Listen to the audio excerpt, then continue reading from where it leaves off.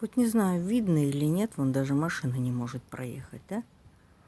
Коровы у нас тут гуляют прям на Михайлова. По детской площадке, теперь он по дороге она ходит. Их вон сколько. На дорогу вышли 3, и еще пасутся вон на траве 3. Звон у нас здесь вовсю стоит. Если раньше они гуляли, когда хотели днем, то теперь они в ночное время, они спать не дают. Ну вот такое вот у нас творится теперь. Кто за это будет отвечать, не знаю.